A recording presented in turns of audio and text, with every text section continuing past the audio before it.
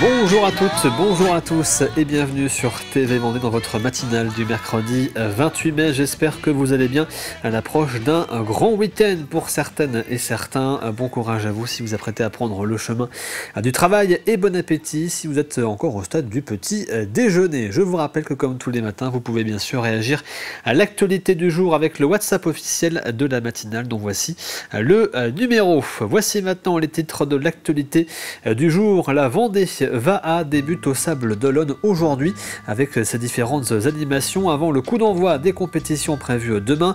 Près de 200 rameurs venus du monde entier s'affronteront jusqu'à dimanche sur 128 km pour les hommes et 56 pour les femmes pour cette épreuve de pirogue polynésienne. Les premières équipes étaient déjà sur place hier pour entamer leur préparation. Nous sommes allés à leur rencontre. 5 boulangeries vendéennes participent à l'opération solidaire Le Chou Rire. Pour chaque chou rouge vendu, 1 € est reversé à l'association Le Rire Médecin qui envoie des clowns dans les hôpitaux pour égayer le quotidien des enfants. Une initiative nationale à laquelle les artisans vendéens ont donc répondu. Dimanche prochain, Châtelaillon-Plage accueillera la 17e édition du championnat du monde de Joëlette, une course inclusive dédiée aux personnes en situation de handicap. 2 équipes vendéennes de l'association Roulions Ensemble y participeront sur un parcours de plus de 13 km. Alix Lanos les a suivis lors de leur dernier entraînement avant le départ. Et avant de développer cette actualité, on fait bien sûr un point sur la météo du jour. Avec un ciel encore bien gris ce matin sur l'ensemble de la Vendée, comptez 13 à 16 degrés. Dans l'après-midi, les conditions ne vont pas changer. Le ciel restera bien chargé en nuages. Il fera 18 degrés en moyenne sur le littoral, 20 degrés dans les terres. On fait maintenant un point sur les horaires des marées pour aujourd'hui avec une basse mer à midi 10. La première pleine mer était tôt ce matin à 6h16. La prochaine sera à 18h35. Le coefficient toujours important, 96 à 95. Et le passage du Gois, lui, sera au plus bas à midi 45.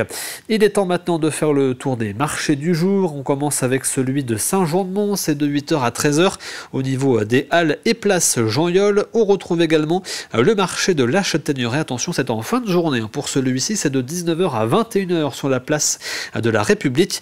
Et enfin, le marché des Lucs sur Boulogne, c'est de 8h à 13h sur la place du Sénéchal.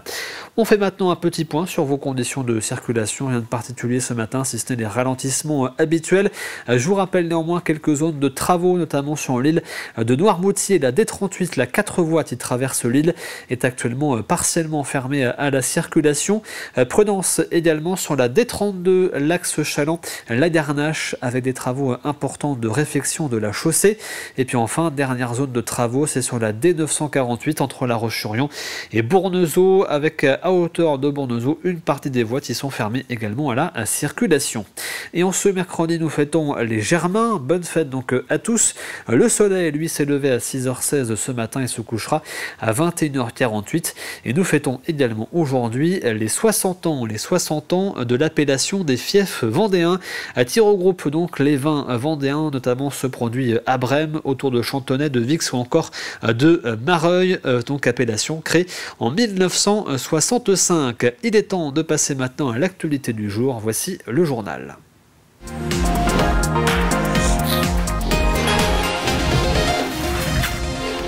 Et nous commençons donc par nous rendre au Sable d'Olonne où la Vendée VAA débute aujourd'hui en ce qui concerne les animations et demain pour les compétitions. Elle se déroulera jusqu'à dimanche avec 128 km au programme pour les équipes masculines et 56 pour les équipes féminines. Cette course de pirogue polynésienne rassemble les meilleurs rameurs du monde venus de Polynésie, de plusieurs départements mais aussi de Suisse ou encore d'Allemagne. Ils sont près de 200 à y participer cette année. Les premières équipes sont déjà arrivées et ont débuté leur préparation hier. On commence à préparer la pirogue, là on est en train de mettre les stickers. Donc on rentre tout doucement dans la course là et la pression va avec. On est venu là surtout pour pouvoir boucler les 128 km de course. Ça c'est notre objectif parce qu'on sait très bien que vu la moyenne d'âge de l'équipage, on est quand même 5 à bord à s'approcher dangereusement des 70 ans. Donc on sait très bien que par rapport aux autres équipes, on sera derrière.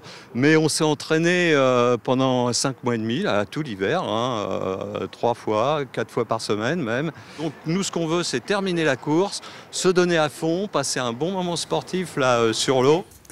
Dans le cadre du mois de l'Europe qui se déroule actuellement, la ville de La Roche-sur-Yon a accueilli vendredi dernier et pendant 3 jours des rencontres internationales. C'était notamment l'occasion de célébrer les 30 ans de partenariat avec la ville roumaine de Costache Negri. L'événement a notamment mis en lumière l'importance d'une unité européenne, illustrée par la présence des délégations des différentes villes jumelées avec La Roche-sur-Yon, celle de Gummersbach en Allemagne, Cáceres en Espagne et bien sûr Costache Negri en Roumanie. Les représentants de ces différentes villes ont échangé sur les différentes possibilités de coopération. On va vraiment sur de la co-construction de projets et on a beaucoup à apprendre de ces nouveaux entrants qui ont des accès facilités sur certains financements parce qu'ils sont zones prioritaires que nous ne sommes plus. Mais ceci dit, c'est des préoccupations comme l'égalité des femmes dans la politique, comme justement, ils nous ont parlé aussi de tout ce qui est fait au niveau de l'éducation des jeunes à cette citoyenneté européenne. Et bien à La Roche-sur-Yon, on l'a fait aussi avec le Centre Europe Direct. Donc là aussi, il y a vraiment quelque chose à co-construire ensemble sur comment on fait de l'éducation à la citoyenneté auprès de nos jeunes. Le syndicat CFDT Interco de la Vendée, qui représente les salariés de la fonction publique et ceux d'entreprises privées travaillant pour des services publics, tenait son assemblée générale la semaine dernière. 45 représentants des sections locales présentes dans les collectivités vendéennes ont participé à différents ateliers pour partager leur expérience. Et au cœur des préoccupations cette année, la question de la qualité de vie et des conditions de travail.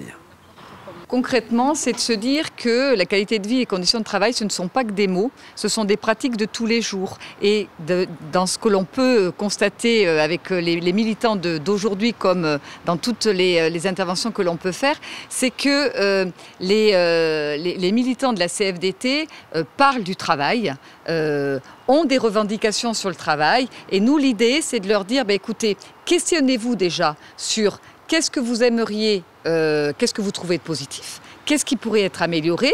Quelles propositions vous pouvez faire? On est à la CFDT, on n'est pas dans la contestation, on est dans la proposition. Et à partir de là, élaborer un cahier revendicatif et pouvoir aller négocier avec l'employeur.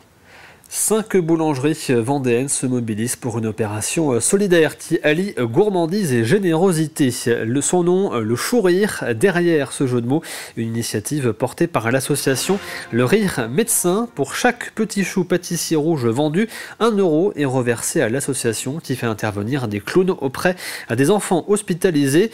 Une opération nationale à laquelle les boulangers vendéens ont donc répondu. Les gens aiment beaucoup l'opération. Des gens qui ne consommaient pas spécialement de pâtisserie se sont mis à en consommer pour aider l'association.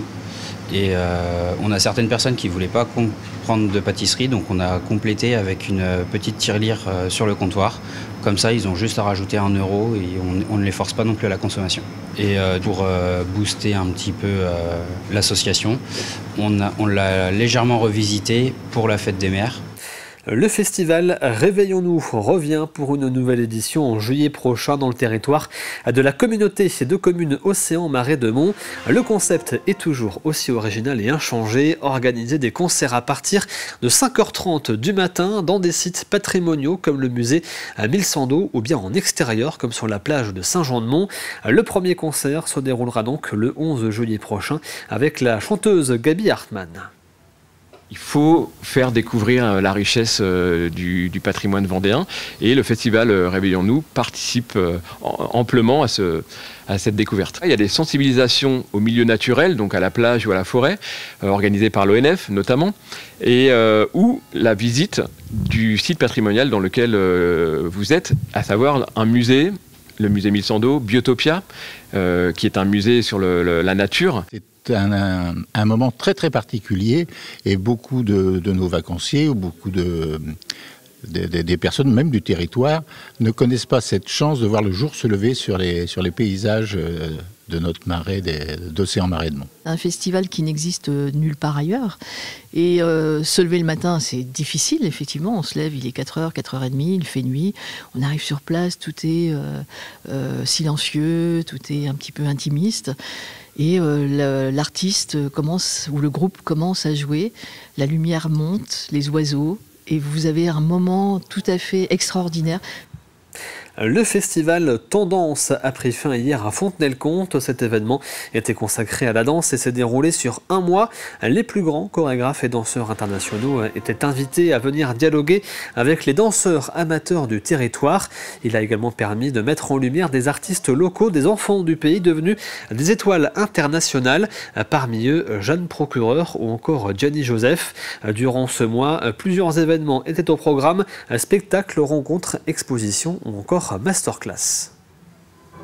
On crée un petit festival en hommage à la danse et à l'histoire de la danse comme un parcours de curiosité. Donc on part toujours de danseurs qui ont commencé ici à Fontenay-le-Comte et qui ont construit leur carrière à l'international. Ce parcours, il est composé à la fois de grands spectacles, des locaux qui reviennent nous présenter leurs créations, des internationaux qui viennent nous présenter leurs spectacles qui sont souvent en tournée. Là, je pense à Marie-Claude Pietragala qui vient nous présenter sa Gisèle. Et autour des spectacles, des rendez-vous consacrés à la danse qui peuvent prendre la forme de masterclass, c'est le cas aujourd'hui, ou tout simplement des rendez-vous cinématographiques. Dimanche prochain aura lieu la 17e édition du championnat du monde de Joëlette, ce matériel sportif dédié au transport de personnes à mobilité réduite. Cela aura lieu à Châtelaillon-Plage en Charente-Maritime, une course accessible sans sélection à laquelle toute personne handicapée représentant des déficiences motrices, sensorielles ou mentales peut prendre part, transportée dans une Joëlette par 4 coureurs sur un parcours d'un peu plus de 13 km. 2 équipages vendéens de l'association mouilleronnaise Roulions Ensemble vont y participer. Alix Lanos les a retrouvés pour un dernier entraînement avant le grand jour. Un peu de dénivelé, de l'herbe, le terrain d'entraînement est parfait pour cet équipage de l'association Roulions. 4 coureurs encadrent Olivier sur sa Joëlette. Des sportifs aguerris. Il faut dire que l'exercice est loin d'être facile. C'est surtout celui qui est derrière, c'est assez physique. Ouais. Celui qui est derrière, il faut qu'il pousse un peu plus que les autres. Ouais. Donc on se relaie relativement souvent à l'arrière. Parce que je dirais c'est 20-25% d'efforts en plus. Un effort qu'il va falloir fournir samedi prochain lors du championnat du monde de Joëlette en Charente-Maritime, puisque les coureurs seront au nombre de 4 maximum. Quand on participe avec Roulions sur des trails, que ce soit en Vendée ou ailleurs, nous on essaye d'être 7, 8 ou 10 parce que du coup on tourne autour de la Joëlette et on fait des relais. Alors que là les conditions du règlement sont de 4 coureurs, quoi. Pas de quoi affoler cet équipage, ravi de participer à cet événement sportif, mais avant tout solidaire. Accessible sans sélection, le championnat est ouvert à toute personne en situation de handicap moteur, sensoriel ou mental, entouré d'une équipe de 3 à 4 coureurs. Participer à un championnat du monde, ce sera une première pour les 2 équipages de l'association Roulions. Ça met des étoiles plein les yeux, donc dès qu'on en a parlé, là en l'occurrence Paul qui doit le faire avec nous, un petit enfant de 7 ans, elle avait les yeux qui brillaient, quoi. Donc quand on dit championnat du monde à un enfant, ça évoque tout de suite plein d'images, plein de choses. Et les 13 km de la course pour le titre mondial n'effraient pas Jérôme, habitué des longues distances. On a même fait un marathon du Médoc il y a quelques années. C'est des expériences extraordinaires à chaque fois, aussi bien pour l'équipage que pour le passager. C'est toujours des sourires, des souvenirs extraordinaires. Et, ce sont des très très beaux moments. De voir les chemins et tout ça, ça me plaît beaucoup. Je faisais du VTT avant et je redécouvre ce que je voyais en VTT. Les 2 équipages vendéens courront donc samedi prochain aux côtés de 96 autres équipes. Parmi eux, des Norvégiens, des Italiens ou encore des Suisses. Nous passons à votre météo de la matinée maintenant. Le temps est à nouveau instable sur l'ensemble de la Vendée. Les nuages dominent largement le ciel. Des averses sont même attendues dans le nord-ouest. Le soleil perce un peu plus dans le sud de Vendée. Au niveau des températures, il est annoncé 12 degrés à Fontenay-le-Comte, 13 à La Châtaigneraie, 14 degrés à La Roche-sur-Yon, 15 à Montaigu-Vendée, les Sables-d'Olonne et la Tranche-sur-Mer et 16 degrés à Beauvoir-sur-Mer et l'Île-Dieu. C'est la fin de ce journal. Il est temps de passer au plus de l'info du jour.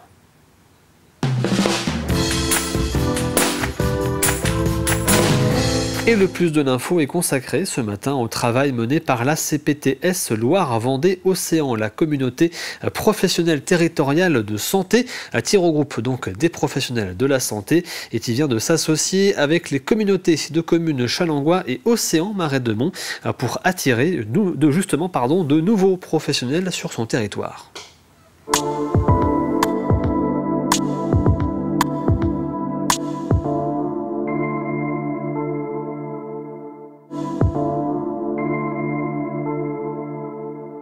C'est surtout donner envie à des professionnels de santé et de voir en fait le territoire et notamment sur le territoire la motivation des professionnels de santé qui vivent sur ce territoire pour venir nous rejoindre et venir travailler avec nous. On est engagé à collaborer ensemble sur un contrat local de santé qu'on a réfléchi ensemble et qu'on a signé en décembre 2023 ou 2022 pardon.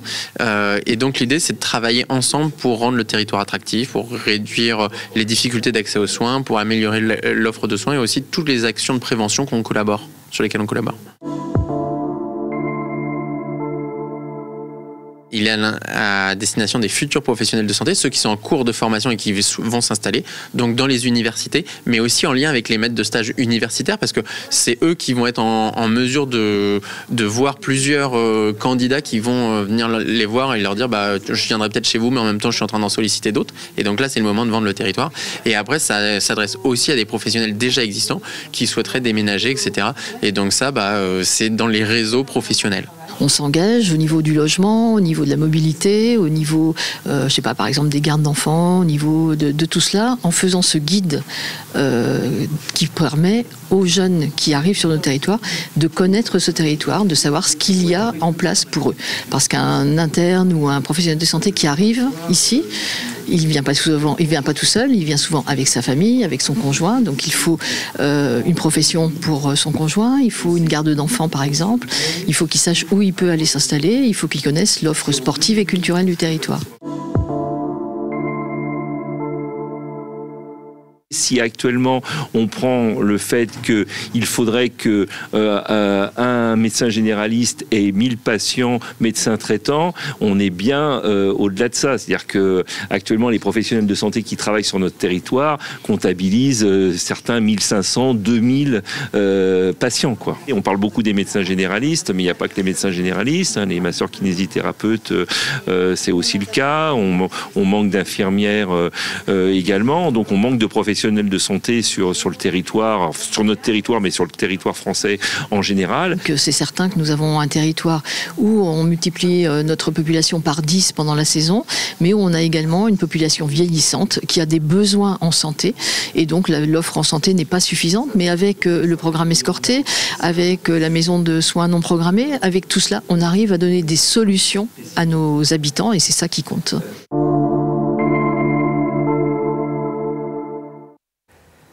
Et voici pour ce plus de l'info du jour. Il est temps, comme tous les mercredis, de parler maintenant de cinéma.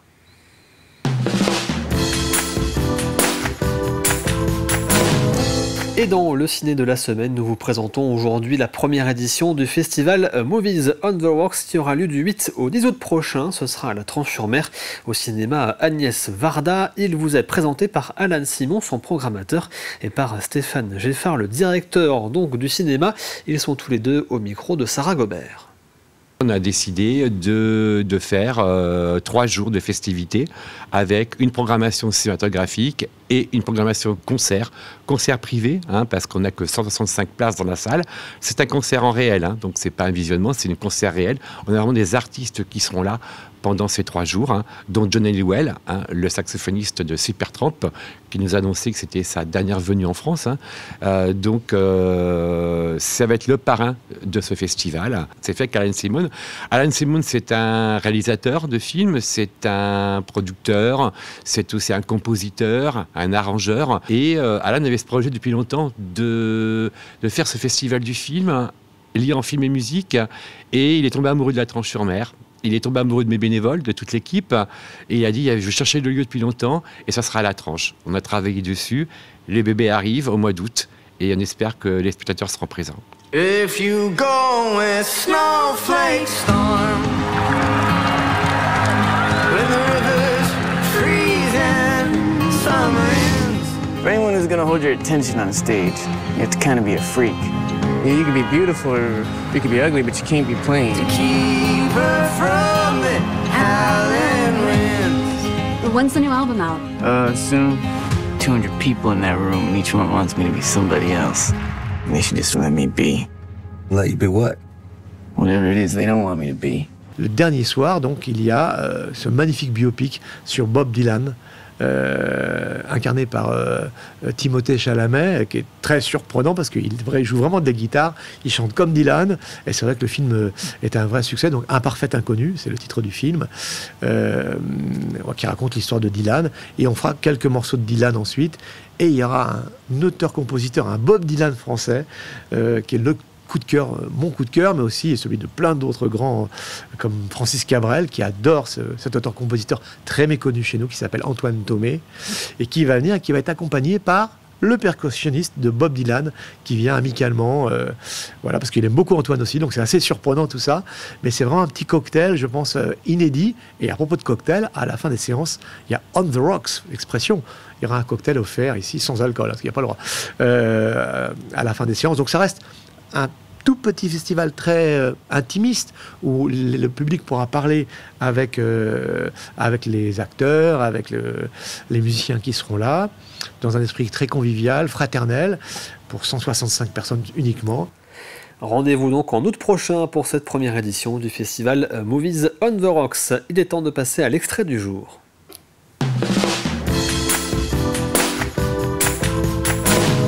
Et l'extrait ce matin, c'est l'émission Il y a une asso pour ça. Didier Fèvre reçoit aujourd'hui Grégoire Pessus, c'est le président des Épicuriens Vendéens, une jeune association qui a pour objectif de faire connaître la gastronomie et les produits du département.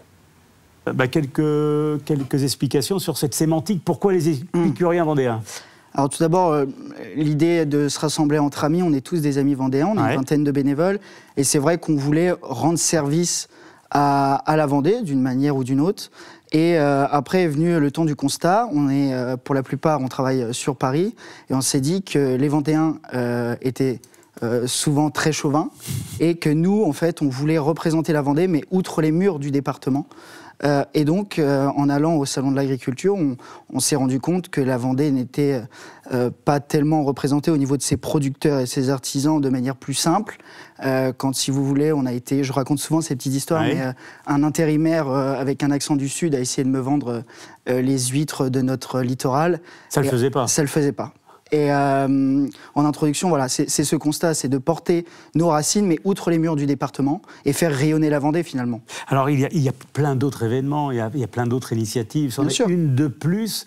Ce n'est pas une de trop, à votre avis ? Non, ben non, non, justement, ça vient compléter tout le panel d'offres culturel. Nous, c'est le patrimoine culturel gastronomique.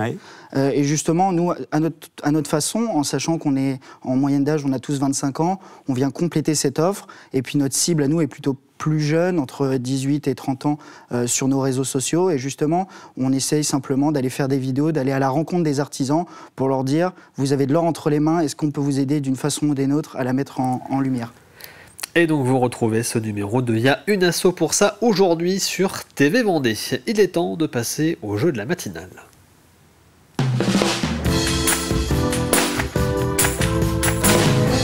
Et à gagner cette semaine dans le jeu de la matinale, c'est un Magnum donc de champagne Cyrus brut offert par Cave à Vin. Je profite pour rappeler bien sûr que l'alcool est à consommer avec modération. Voici donc la question de cette semaine. Quel quartier emblématique de Saint-Gilles-Croix-de-Vie vient d'être entièrement réhabilité? Et je vous rappelle le premier indice de la semaine. Rose, Trémière, Campanule, Sédum ou encore Euphorbe y ont été plantés par les habitants. Le deuxième indice, celui d'hier, son nom fait voyager bien plus loin que ses ruelles. Voici donc maintenant le troisième indice et dernier indice de la semaine, puisque je vous rappelle qu'il n'y aura pas de matinale demain et vendredi. Troisième indice donc, sa métamorphose a duré presque 10 ans. Et il y aura un indice complémentaire sur l'exposition sur Saint-Gilles Expo au stand TV Vendée. Si donc vous vous rendez à Saint-Gilles Expo, vous allez direction le stand de TV Vendée pour avoir ce quatrième et indice complémentaire concernant le jeu de cette semaine. Je rappelle une dernière fois l'indice du jour, sa métamorphose a duré presque 10 ans. Vous retrouvez l'ensemble des éléments bien sûr sur tvvendée.fr. On arrive à la fin de cette matinale, c'était la dernière pour moi en ce qui concerne cette saison, puisque à partir de lundi, vous retrouverez à cette même place Caroline Tronche, qu'ensuite la matinale marquera une petite pause en juillet et en août. Je voulais donc vous remercier d'avoir été aussi nombreux chaque matin, ce fut un vrai plaisir de pouvoir vous accompagner. Merci à Caroline Tronche et Lise-Marie Delécrin pour leur confiance. J'aurai plaisir de vous retrouver à partir de septembre prochain pour une nouvelle saison, et je voulais faire également un clin d'œil particulier à celui qui m'a supporté tous les matins durant cette année. Un grand merci à notre réalisateur Antoine, merci pour son professionnalisme, pour son humour, également pour toutes ces petites blagues dans l'oreillette pour essayer de me déconcentrer régulièrement. Voilà Antoine, merci pour tout et merci à vous. Rendez-vous donc lundi prochain avec Caroline pour un nouveau mois de matinale, et moi j'aurai le plaisir de vous retrouver très prochainement pour de nouvelles émissions bien sûr sur TV Vendée. Très bonne journée à toutes et à tous.